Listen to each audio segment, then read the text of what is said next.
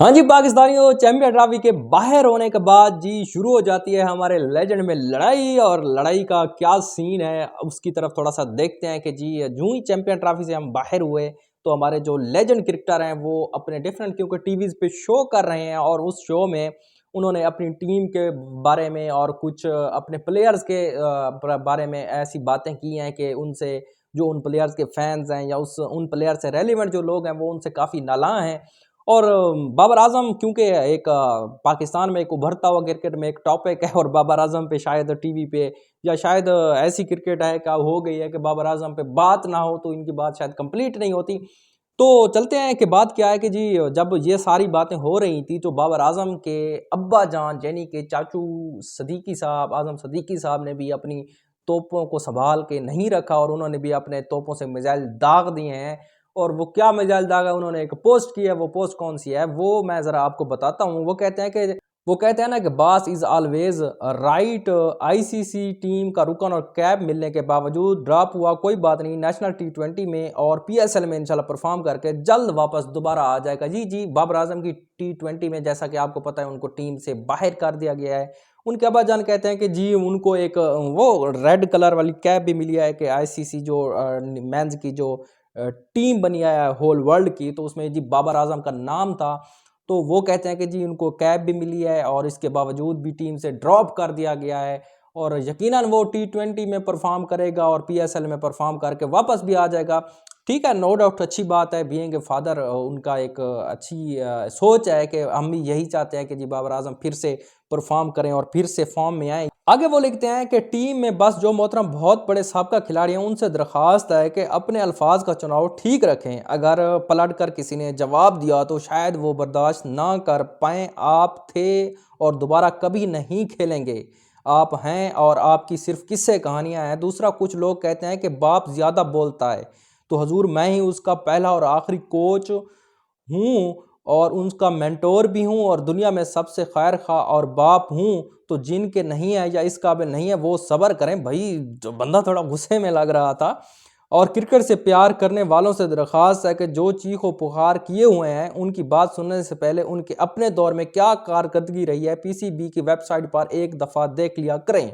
बाकी अक्लमंदों के लिए इशारा ही काफ़ी है। पाकिस्तान जिंदाबाद। भाई बंदा बड़ा गुस्से में है चाचा आजम साहब। और वो कहते हैं कि जी जो लोग ये बातें कर रहे हैं उनकी अपनी क्या परफॉर्मेंसेज हैं और टीवी पे ये बातें और बड़ी बड़ी बातें करते हैं। भाई दो तस्वीर के रुख हैं। बीइंग एक बाप देखें तो ज़ाहिर सी बात है कि जिस तरह बाबर पे तनकीद किया जा रही है तो कोई भी बाप होता है तो उसको एक दर्द होता है। वो बीइंग एक अगर रिश्ता देख के बात कही जाए तो वो अपनी जगह ठीक है। अब आ जाते हैं तस्वीर के दूसरे रुख पे और वो ये है कि बाबर आजम ने टी20 में कोई परफॉर्म नहीं किया है। आईसीसी में उन्होंने रन्स किए हैं और उनका कहना ये है कि जी बाबर आजम ने कोई ऐसी इनिंग नहीं खेली जो पाकिस्तान के लिए विनिंग साबित हो, सिवाय इंडिया के मैच के जो हमारा लास्ट टाइम एक टी20 में हुआ था जब बगैर कोई विकेट गवाए हम जीत गए थे। अब बात यह आ जाती है कि मोहम्मद यूसुफ और सुनील गावस्कर एक बहुत बड़े लेजेंड है ओडीआई क्रिकेट के और मैं कहूँ कि वर्ल्ड क्रिकेट में बहुत बड़ा नाम है इन दो बंदों का। वो ये बात करते हैं कि जी बाबर आजम में खेल खेल के टेक्निक्स की को प्रॉब्लम आ गई। अब टेक्निक्स उसमें क्या है वो बात लंबी हो जाएगी। उस टेक्निक की प्रॉब्लम को बाबर आजम ठीक करें, नहीं तो ये स्पिनर को फेस नहीं कर पा रहे और बड़ा आखिर में मसला होगा। भाई अगर इस वजह से टेक्निक्स की वजह से अगर मैनेजमेंट में बाबर आजम को बाहर किया है तो ये बात तो सच है कि वो वापस तो आ ही जाएंगे। मेरे जहन में एक बात आ रही है कि बाबर आजम ने अगर कोई मैच विन नहीं करवाया तो हमारे टी20 स्क्वाड में और भी दो नाम शामिल है, शहीन शाह या आर एस रऊफ साहब। इन्होंने कौन सा काम ऐसा किया है कि जी इनको बाहर नहीं किया गया और इन्होंने कौन सा ऐसा मैन ऑफ द मैच लिया है। तो ये जो दो कौमी नज़रिया है ना ये थोड़ा गलत बात है मेरे ख्याल में। बाकी आप मशवरा दे सकते हैं मुझे कि ये मैं ठीक कह रहा हूँ या गलत। मोहम्मद हफीज़ हमारे लेजेंड है, मोहम्मद हफीज़ भी पीछे नहीं रहे और मोहम्मद हफीज़ ने एक बात जो बोली है वो भी थोड़ी बड़ी कंट्रोवर्सी बन गई है। मोहम्मद हफीज़ और राशिद लतीफ़ साहब एक शो में बैठे थे और उन्होंने जी इनको आप बोला कि राशिद लतीफ़ साहब बोलते हैं कि पाकिस्तान क्रिकेट का हक नहीं है, बर्बादी के ज़िम्मेदार यही हैं, इनको कोई हक नहीं है कि जी पाकिस्तानी क्रिकेट पे अब बात करें। और हमारे प्रोफेसर साहब ये कहते हैं कि ये जो बातें कर रहे हैं इनके कद बहुत बड़े हैं, मतलब है कि ये बहुत बड़े लेजेंड हैं, एक नाम है पाकिस्तानी क्रिकेट में, एक दुनिया के क्रिकेट में इनका नाम है। लेकिन इनकी अचीवमेंट क्या है, इन्होंने हासिल करके क्या दिखाया पाकिस्तान को? इन्होंने जी ना कोई चैंपियन ट्रॉफी जितवाई है, ना कोई वर्ल्ड कप जितवाया है, ना कोई एशिया कप इनमें से किसी ने जितवाया है। तो इनका क्या कारनामा है, इनके कद इतने बड़े हैं? अब क्योंकि पाकिस्तान में हर बंदा एक्सपर्ट है और हर बंदे को क्रिकेट की समझ है, एक ही हमारे पास गेम है और इसी की समझ है और सारे इसी को एंटरटेन करते हैं।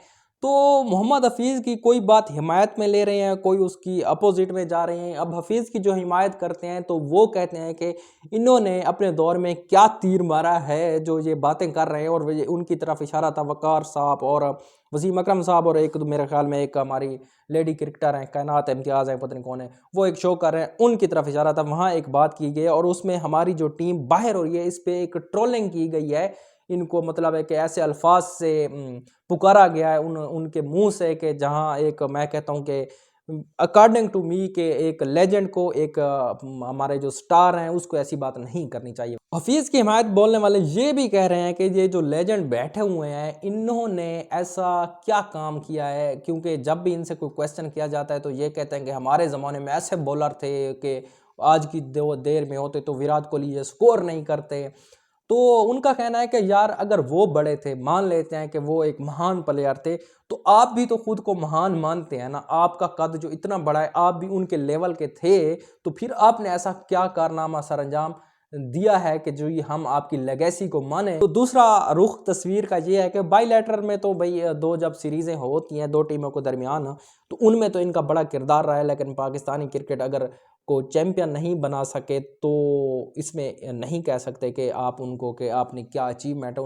तो मेरा जो पॉइंट ऑफ व्यू है इस चीज़ पे कि जी हफीज़ अपनी जगह ठीक है कि अगर आप अपने प्लेयर्स को एक सहारा देने की बजाय आप ट्रोलिंग करना शुरू कर देंगे, आप उनको बुरा भला कहना शुरू कर देंगे, तो फिर आपकी लेगेसी बीइंग ह्यूमन बीइंग में भी ये बात गलत है कि आप एक बहुत बड़ा नाम, एक बहुत बड़ा स्टार हो के ऐसी छोटी छोटी बातें प्लेयर्स को गालियाँ या इस तरह मतलब उन पे तंज इस तरह का हो कि जो एक मैनर से खिलाफ हो, तो ये बहुत बड़ी गलत बात है।